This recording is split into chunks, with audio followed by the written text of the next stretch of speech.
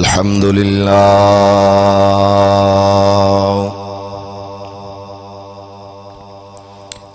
الحمد لله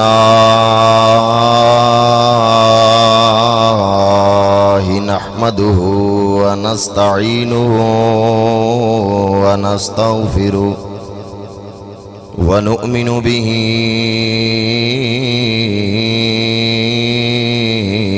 ونتوكل عليه الحمد لله الواحد القهار العزيز الغفار مكبر الليل على النهار تذكرة لأولي القلوب والأبصار قال الله تبارك وتعالى في القرآن المجيد والفرقان الحميد ولنبلونكم بشيء من الخوف والجوع ونقص من الأموال والأنفس والثمرات وبشر الصابرين الذين إذا أصابتهم مصيبة قالوا إنا لله وإنا إليه راجعون صدق الله مولانا العظيم إن الله وملائكته يصلون على النبي يا أيها الذين آمنوا صلوا عليه وسلموا تسليما اللهم صل على سيدنا ومولانا محمد وعلى آل سيدنا ومولانا محمد وبارك وسلم وصلی علیہ. سارے بندے محبت نال درود پاک. الصلاة والسلام علیک یا سیدی یا رسول اللہ. سارے محبت نال درود پاک حضور نے بار گئی. الصلاة والسلام علیک یا سیدی یا رسول اللہ وعلا آلک و اصحابک یا سیدی یا حبیب اللہ. بعد از حمد و ثنا میرے انتہائی واجب الاحترام دوستو، بزرگوں، بھائیوں، میرے پہلو میں بیٹھے حضرت علامہ مولانا افضال صاحب اور حضرت علامہ مولانا تبسم صاحب اور جتنے بھی سامعین دور و دراز سے یہاں تشریف لائے، سب کو دل کی عمیق گہرائیوں سے خوش آمدید بھی کہتا ہوں اور اللہ کی بارگاہ میں یہی دعا کرتا ہوں کہ اللہ کریم ہم سب کا یہاں جمع ہونا اپنی بارگاہ میں منظور و مقبول فرمائے اور اسے مرحومہ کے لیے باعث مغفرت اور باعث نجات بنائے. سب سے پہلی بات کہ اللہ رب العالمین نے جو ارشاد فرمایا وَلَنَبْلُوَنَّكُمْ بِشَيْءٍ مِّنَ الْخَوْفِ، کہ میں نے تمہیں کیا کرنا ہے؟ آزمانا ہے. مجھ سے قبل حضرت نے مفصل آپ کے سامنے یہ بیان فرمایا ہے کہ رب کس طرح آزمائے گا. ہمیں پتہ ہے کہ ہماری یہ زندگی کیا ہے. حضور علیہ السلام آپ نے کیا فرمایا کہ اگر بندہ پانی کے اندر اپنی انگلی ڈبو کر باہر نکالے، جتنا پانی انسان کی انگلی کے ساتھ لگتا ہے دنیا اس سے بھی زیادہ بے حقیقت ہے. جب مجھے معلوم ہے، آپ کو معلوم ہے، سب سے پہلے انسان کو یہ بات تسلیم کرنی چاہیے کہ دنیا کی زندگی کی حقیقت کوئی نہیں. پھر آگے یہ سمجھنا آسان ہو جاتا ہے کہ رب آزماتا کس طرح ہے. اللہ نے وہ چیزیں بھی بتا دیں کہ میں کس کس چیز کے ذریعے آزماؤں گا. اللہ نے کیا فرمایا؟ وَلَنَبْلُوَنَّكُمْ بِشَيْءٍ مِّنَ الْخَوْفِ وَالْجُوعِ، میں تمہیں بھوک کے ذریعے بھی آزماؤں گا، میں تمہیں خوف کے ذریعے بھی آزماؤں گا. اور امام شافعی رحمۃ اللہ تعالی علیہ آپ کا قول ہے کہ یہاں جو خوف ہے اس سے مراد اللہ کا خوف ہے، کہ اللہ اپنے خوف سے تمہیں آزمائے گا۔ اور آگے فرمایا اللہ جان سے بھی آزمائے گا، اور جان سے آزمانے سے مراد کیا ہے کہ رشتہ داروں کا، دوستوں کا فوت ہو جانا۔ مال سے آزمائے گا، مال سے آزمانے سے کیا مراد ہے کہ انسان نے مال مویشی رکھے، شاید وہ ہلاک ہو جائیں، شاید انسان نے کوئی گاڑی رکھی ہے اسے حادثہ پیش آ جائے۔ اور اللہ آگے آزمائے گا کس سے؟ تمہاری اولاد سے بھی تمہیں آزمائے گا۔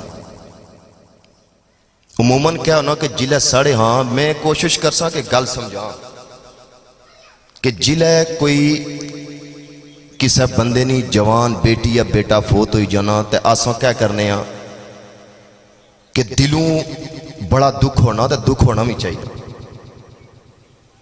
ظاہر ہے دکھ ہونا تے آساں آنسو نکلنے، ان آنسواں نال اس دکھ نہ اظہار کرنے ہیں۔ لیکن ایک گل یاد رکھو کہ کدے بھی انسان اپنی زبان تو اللہ نے ذات نے بارے وچ نازیبا الفاظ نہ ادا کرے، کہ بعض لوگ کہنے اللہ تو بہت ڈاڈا ہے، یا اللہ تو ہے کیا کیتا، اس طرح نے الفاظ انسان اپنی زبان تو بالکل بھی ادا نہ کرے تو پھر اللہ اجر بھی بڑھا دے سی۔ حضور ضیاء الامت حضرت جسٹس پیر محمد کرم شاہ الازہری رحمۃ اللہ تعالی علیہ آپ نے فرمایا یہ جو تمہاری زندگی ہے یہ کوئی پھولوں کی سیج نہیں، یہ نہیں کہ یہ پھولوں کی سیج ہے اور بندہ آئے اور پھولوں کی سیج کے اوپر بیٹھ جائے، یہ ممکن نہیں۔ جب کوئی بندہ دین قبول کرتا ہے سب سے پہلے اللہ کا بندے سے تقاضا یہی ہے، رب فرماتا ہے میرے بندے میں تمہیں آزماؤں گا۔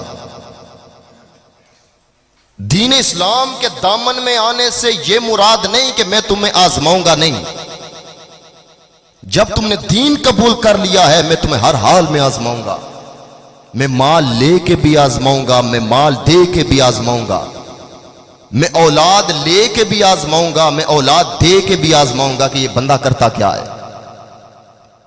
ہر حال میں اللہ بندے کو آزماتا ہے کہ یہ میرا بندہ کرتا کیا ہے۔ اور اس مصیبت میں انسان کا رویہ کیسا ہونا چاہیے؟ جب مصیبت آئے انسان کا رویہ، حضرت علی شیر خدا فرماتے ہیں جب کوئی مصیبت آتی ہے بندے کو اللہ کے قریب کر دیتی ہے۔ جب انسان پر مصیبت آئی اللہ نے بندے کو اپنے قریب کر دیا ہے، کیونکہ وہ مصیبت آئے گی بندہ اپنے رب کو پکارے گا، جب مصیبت آئے گی بندہ اپنے رب کو یاد کرے گا، مصیبت آئے گی ہر وقت انسان کے لبوں پر اللہ کا ذکر ہوگا، اللہ کے محبوب کا ذکر ہوگا۔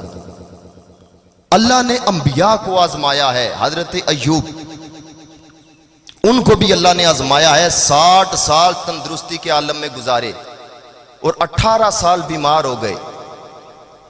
تو ایک مرتبہ زوجہ قریب آئی اور آ کے کہنے لگی کہ آپ اللہ سے دعا کیوں نہیں کرتے کہ اللہ آپ کو صحت دے دے؟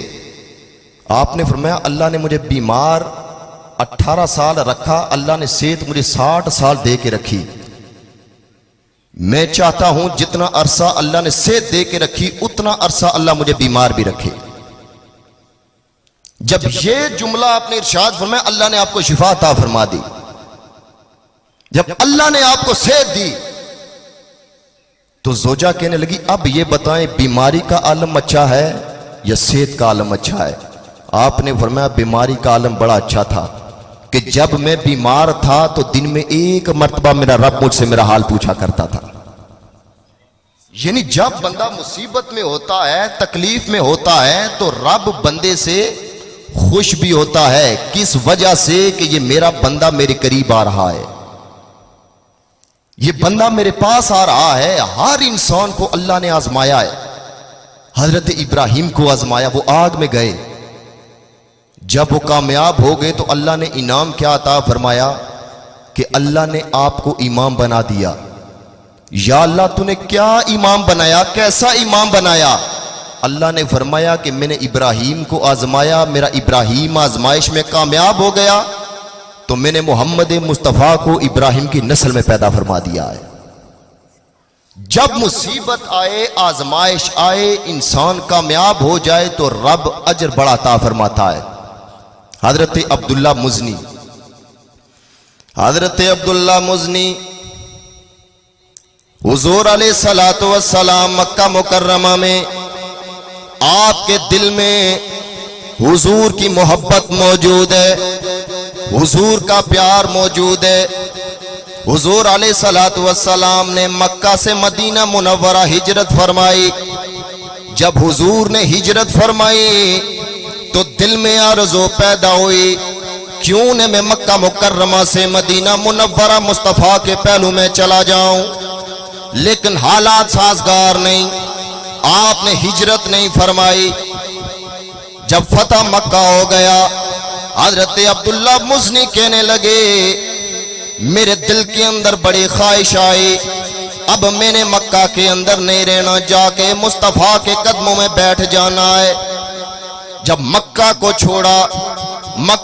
چھوڑ کے مدینہ منورہ جانے لگے، چچا کہنے لگا میں نے ساری زندگی تمہیں لباس دیا ہے، ساری زندگی میں نے تمہیں خوراک دی ہے، یہ سارا کچھ چھوڑ چھاڑ کے بے شک تو مدینہ منورہ چلا جا۔ حضرت عبداللہ مزنی جب جانے لگے تو وہ چچا کیا کہتا ہے، تمہارے جسم پر یہ جو لباس ہے یہ میرا لباس ہے، آپ نے وہ لباس بھی عطا کر دیا، یہ تیرا لباس تو اپنے پاس رکھ، میں سونے مصطفیٰ کی بارگاہ میں جانے لگا ہوں۔ لباس اتار کے جب سونے مصطفیٰ کی بارگاہ میں جانے لگے، حضور علیہ الصلوۃ والسلام کی بارگاہ میں جانے لگے، ماں نے واپس بلایا، ماں نے کہا بیٹا برہنہ جسم نہ جا، میرے پاس ایک چادر موجود ہے، یہ چادر لے لے۔ آپ نے اس چادر کے 2 ٹکڑے کیے، ایک سے تہبند باندھا، دوسری چادر آپ نے اوپر رکھ لی، مدینہ منورہ روانہ ہو گئے۔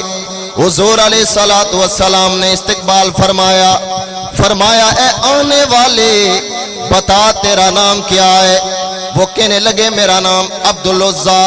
حضور نے فرمایا آج کے بعد تیرا نام عبدالعزیٰ نہیں، تیرا نام عبداللہ ہے۔ حضرت عبداللہ مصطفیٰ کے پہلو میں رہنے والے، مصطفیٰ کی صحبت میں رہنے والے، مصطفیٰ سے پیار کرنے والے، مصطفیٰ کے پیچھے نمازیں پڑھنے والے، حضور علیہ الصلوۃ والسلام کے بارگاہ میں حاضر ہوئے۔ غزوہ تبوک کا موقع ہے، یا رسول اللہ دعا فرمائے اللہ مجھے شہادت عطا فرمائے۔ حضور نے ہاتھ اٹھائے اور دعا کیا فرمائے، یا اللہ میں عبداللہ کے خون کو کافروں پر حرام قرار دے رہا ہوں، میرے عبداللہ کو میں کافروں پر حرام قرار کر رہا ہوں، اسے شہادت نصیب ہو جائے گی لیکن کفار کے ہاتھوں نہیں۔ وہ حضور کی بارگاہ میں عرض کرنے لگے یا رسول اللہ میں نے عرض کی میرے لیے شہادت کی دعا فرمائیں۔ حضور علیہ الصلوۃ والسلام نے فرمایا جب تو نکل پڑا ہے بے شک بیماری کے عالم میں تو فوت ہو جائے اللہ تجھے شہادت کا مقام عطا فرمائے گا، بیماری کے عالم میں تو شہید ہو جائے گا۔ وہاں جب گئے بیماری کے عالم میں آپ فوت ہو گئے، اسلام کے لیے آپ نے مصیبتیں برداشت کی، تکلیفیں برداشت کی، اور اللہ نے انعام کیا عطا فرمایا۔ جب آپ کو دفن کرنے کا معاملہ آیا قبر میں کون اترا؟ حضرت ابوبکر صدیق رضی اللہ تعالیٰ عنہ۔ قبر میں کون اترا؟ حضرت عمر فاروق رضی اللہ تعالیٰ عنہ۔ میرے حضور نے فرمایا میرا عبداللہ میرے لیے مکہ چھوڑ کے آنے والا، مصیبتیں اٹھانے والا، تکلیفیں اٹھانے والا، ابو بکر تو بھی قبر سے نکل، عمر تو بھی قبر سے نکل، عبداللہ کو میں اپنے ہاتھوں سے قبر کے اندر دفناؤں گا۔ حضور نے اپنے ہاتھوں سے عبداللہ کو قبر کے اندر اتارا ہے۔ جس بندے کو اللہ آزماتا ہے، جس بندے کو آزماتا ہے، اگر انسان کامیاب ہو گیا تو اللہ کریم اجر بڑا عطا فرماتا ہے۔ آپ غزوہ احد دیکھ لیں، حضرت مصعب بن عمیر رضی اللہ تعالیٰ عنہ، حضرت مصعب بن عمیر اتنے امیر تھے کہ آپ جو لباس پہنتے قیمتی لباس پہنتے، آپ جو مشروب پیتے قیمتی مشروب پیتے، لیکن حضور کے لیے سب کچھ چھوڑ چھاڑ کے آ گئے۔ جب حضور کے لیے سب کچھ چھوڑ چھاڑ کے آئے، غزوہ احد کا موقع ہے تو صحابہ کرام کہتے ہیں کہ حضرت امیر حمزہ بھی شہید ہو گئے، حضرت مصعب بن عمیر بھی شہید ہو گئے، تو دو چادریں ہیں۔ اب حالت دیکھیں، دو چادریں ہیں، ایک چادر بڑی اور دوسری چادر چھوٹی ہے، تو بڑی چادر کے ساتھ کفن دیا جاتا ہے حضرت مصعب بن عمیر کو، اور چھوٹی چادر کے ساتھ حضرت امیر حمزہ کو، اور سر ڈھانپا جاتا ہے، پاؤں ننگے، پاؤں ڈھانپے جائیں، سر ننگا ہو جاتا ہے۔ حضور علیہ الصلوۃ والسلام جب یہ سارا منظر آپ کی آنکھوں کے سامنے ہے، صحابہ کی آنکھوں سے آنسو جاری ہو گئے۔ یا رسول اللہ، یہ کیا معاملہ ہے؟ ہمارے صحابہ کا مقام اتنا اور کفن اتنا ہمارے پاس تھوڑا ہے کہ سر ڈھانپیں پاؤں ننگا ہو جائے، پاؤں ڈھانپیں سر ننگا ہو جائے۔ حضور نے فرمایا اللہ نے ان کو آزمایا ہے، اللہ نے ان کو آزمایا ہے، ادھر دفن کرنا تمہارا کام ہے، ادھر انہیں جنتی لباس پہنانا اللہ رب العالمین کا کام ہے۔ رب کا آزماتا ہے، رب آزماتا ہے۔ ہماری آنکھوں کے سامنے ہے یہ بندہ بڑی تکلیف میں ہے۔ حضور علیہ الصلوۃ والسلام نے فرمایا کہ دنیا کے اندر جنہیں آزمایا گیا، جنہیں تکلیف پہنچائی گئی، جب کل قیامت کے دن اللہ انہیں مقام عطا فرمائے گا تو دوسرے لوگ دیکھ دیکھ کے کہیں گے یا اللہ کاش دنیا کے اندر ہمارے جسموں کو کینچیوں کے ساتھ کاٹ دیا جاتا۔ مقام بڑا ہے، مرتبہ بڑا ہے، اللہ جنہیں آزماتا ہے۔ حضور نبی کریم صلی اللہ تعالی علیہ وآلہ وسلم آپ کی بارگاہ میں ایک عورت آئی اور وہ مبتلا ہے مرگی کی بیماری میں، اور آپ کو معلوم ہے کہ مرگی کی بیماری میں انسان بے ہوش ہو جاتا ہے، انسان کو ہوش نہیں رہتا، انسان گر پڑتا ہے، ہوش نہیں رہتا۔ حضور کی بارگاہ میں یا رسول اللہ میرے لیے دعا فرمائے، اللہ مجھے شفا عطا فرمائے۔ حضور علیہ الصلوۃ والسلام نے فرمایا ہم ایک سودا نہ کر لیں، ہم ایک سودا نہ کر لیں۔ وہ کہنے لگی یا رسول اللہ کیا سودا؟ حضور نے فرمایا کہ تو اس مرگی کی بیماری پر صبر کر لے، میں تجھ کے ساتھ جنت کا سودا کرتا ہوں۔ یہ بیماری ہے، صبر تو کر، اللہ تجھے جنت عطا فرما دے گا۔ انہوں نے کہا یا رسول اللہ ٹھیک ہے میں صبر کروں گی، لیکن یا رسول اللہ جب مرگی کا دورہ پڑتا ہے میرا ستر کھل جاتا ہے، یا رسول اللہ یہ دعا فرمائیں میرا ستر نہ کھلے، میرا جسم کوئی غیر محرم نہ دیکھا کرے۔ حضور نے دعا فرمائی یا اللہ اس کا ستر نہ کھلے، یہ اسی بیماری میں رہے۔ جو بیماری ہے یہ انسان کو رب کے قریب کر دیتی ہے، جو بھی بیماری آتی ہے بیماری انسان کو رب کے قریب کر دیتی ہے۔ اللہ آزماتا ہے، بندے کو آزماتا ہے۔ حضور نے فرمایا کہ بعض اوقات بندے کو رب آزماتا ہے، اتنا آزماتا ہے کہ بندہ کامیاب ہوتا ہے تو جب کل قیامت کے دن وہ رب کی بارگاہ میں جائے گا اس کے پلے ایک گناہ بھی نہیں ہوگا۔ اللہ گناہ معاف فرماتا رہے گا، معاف فرماتا رہے گا، معاف فرماتا رہے گا۔ یعنی رب جسے آزماتا ہے والدین کے لیے ہے بڑا مشکل مقام یہ صبر کرنا۔ لیکن حضور علیہ الصلوۃ والسلام نے کیا فرمایا کہ میں بندے کو، اللہ نے فرمایا میں بندے کو آزماؤں گا، جان سے بھی، مال سے بھی، اولاد سے بھی، میں تینوں چیزوں سے آزماؤں گا۔ اگر وہ آزمائش میں کامیاب ہو گئے تو میں مقام بھی بڑا عطا فرماؤں گا۔ اللہ رب العالمین کے محبوب نے فرمایا کہ جب بندہ صبر کرتا ہے جتنی بھی مصیبتیں آتی ہیں وہ صبر کرتا رہتا ہے، اللہ اجر بڑا عطا فرماتا ہے۔ اور ایک روایت ہے کہ اللہ کے محبوب نے فرمایا کہ جو بندہ مصیبت پر صبر کرتا ہے کل وہ جب میدان محشر میں جائے گا تو اللہ رب العالمین اس بندے کا نامہ اعمال کھولے گا ہی نہیں کہ بلا حساب و کتاب اسے جنت میں داخل کر دو، اس نے صبر بڑا کیا ہے۔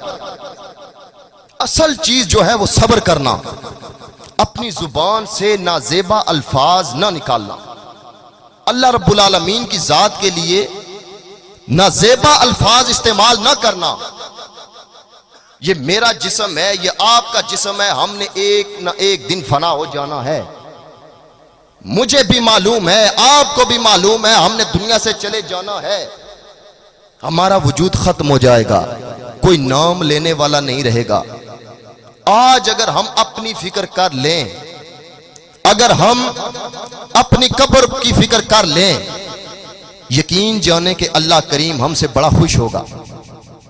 آج کیا وجہ ہے کہ ہم دین سے دور ہیں؟ آج کیا وجہ ہے کہ ہم اللہ رب العالمین کے جتنے بھی احکامات ہیں ان پر عمل پیرا نہیں؟ ہم جتنے بھی اللہ رب العالمین کے احکامات ہیں ان پر عمل کرنے والے نہیں۔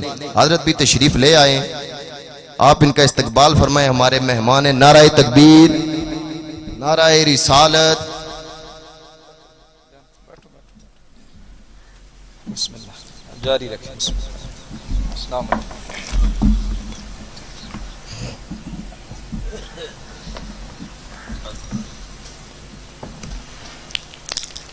حضرت علامہ مولانا فضل کریم چشتی صاحب آپ بھی تشریف لا چکے ہیں، تو میں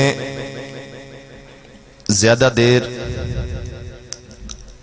اب گفتگو نہیں کر سکتا، کیونکہ میں بھی اکثر یہی کہتا ہوں کہ جب مہمان آ جائیں تو مقامی علماء زیادہ اپنی گفتگو کو طویل نہ ہی کریں تو بہتر ہوتا ہے، کیونکہ آسان اکثر یہ آنا کہ مہمان بھی بلانے ہیں تو آپ بھی آسان سر نہ چھوڑنے، سر نہ لینے، تو پھر ٹیم بوں گیا ہی جنا۔ کوشش یہ ہونی ہے کہ جلے آسان مقامی ہاں، میں بے چند گلاں کرنا رہا کہ مہمان